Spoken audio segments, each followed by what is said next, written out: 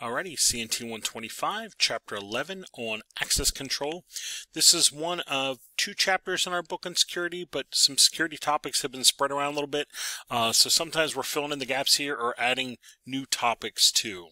So let's take a look at some of the topics we're looking at. We'll look at security policies, physical security. We'll talk about the AAA, authentication, authorization, and accounting. Look at different authentication technologies and some of the newer models, if you will, for dealing with network security. So let's take a peek. In the intro of our chapter, they talk about most network security breaches begin or continue due to human error. So one of our sides of security in IT work, I should say one of our roles in IT, is educating users, educating the employees, wherever you happen to be working, on kind of the best practices and maybe why certain things are being implemented. You know, why are we having you change your password every 90 days or whatever it happens to be? This is one aspect of IT that we all participate in some level. So we'll be looking at a bunch of those different techniques. So let's take a look at some of the first section here on security policies.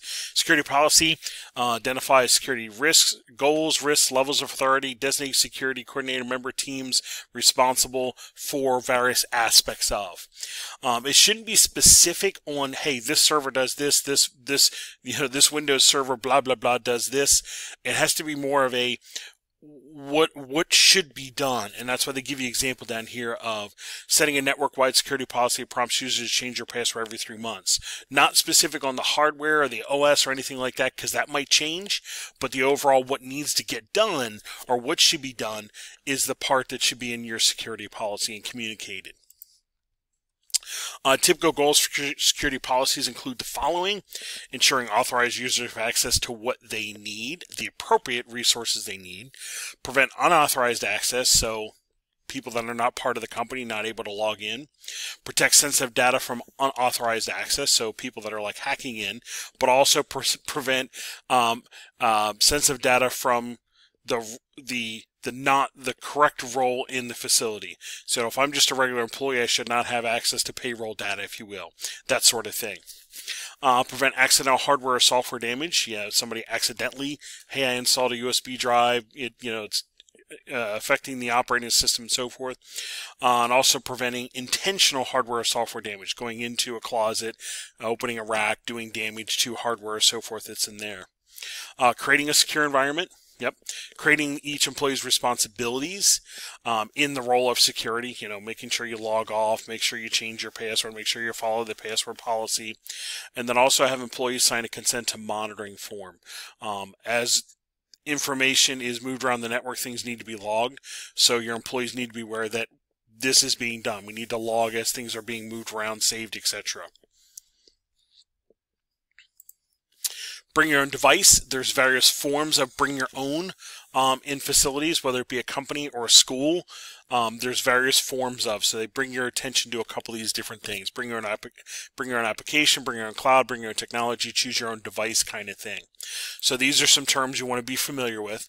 Bring your application. Employees or students supply their own choice of software on a computer or mobile device. So if you already have something installed on your laptop, they're like, yeah, go ahead and use that. That's fine. Bring your own cloud. Again, they have their choice of, maybe I'm going to save in Google Drive or Google Cloud versus Dropbox or something like that. Having the choice to use that. Bring your own technology. Kind of a generic reference of being able to use your own laptop, being able to use your own smartphone kind of thing. And last but not least, choose your own device. So in some facilities, you might have a choice of like, do you want a desktop for your office or do you want a laptop that's your portable kind of thing? And they might have choices of like, well, you can choose from this, or this to do the job you need to do. And those would all be supported devices by that company or that facility. Part of the bring your own device policy might include the onboarding and offboarding procedures. There might be a process where you need to install a certain application to be able to work on or use that device on a network, or when you're leaving, uninstall that application. And that's what they talk about here, mobile device management software. Acceptable use policy, yes. Any place you work, you should have an acceptable use policy. And again, eventually you might be sitting on the other side of the table, and you might be part of the crew that's helping to evaluate, update, or roll out an updated version of acceptable use policy. The policy should explain what users can and cannot do with the network resources, as well as any violations or penalties for such things.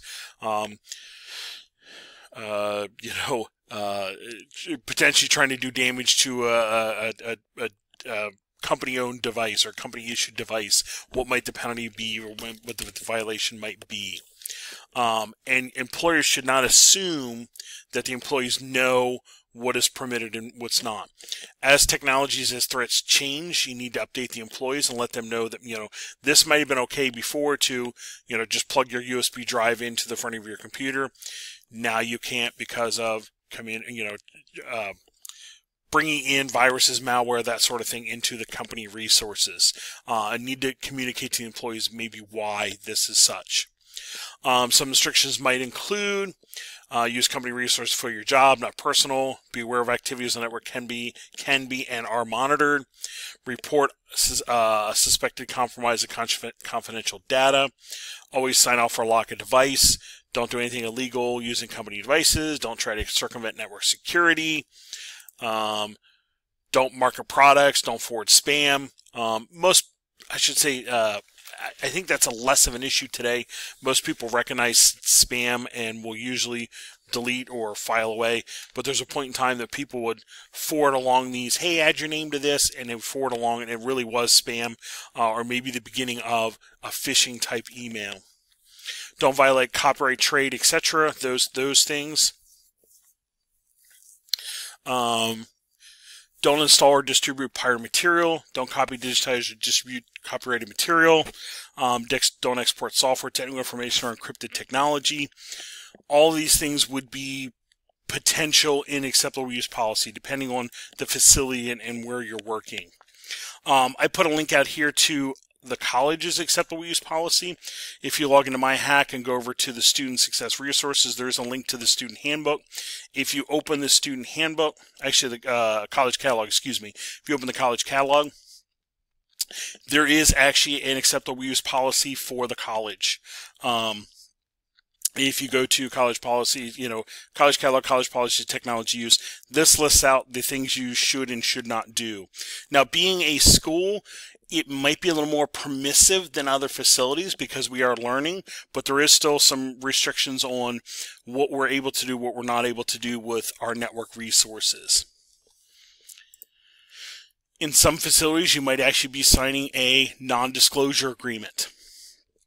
If you work in a place where there is sensitive data, you might actually sign a non-disclosure agreement of this information needs to maintain its secure status at this facility, and you're not going to share that information out.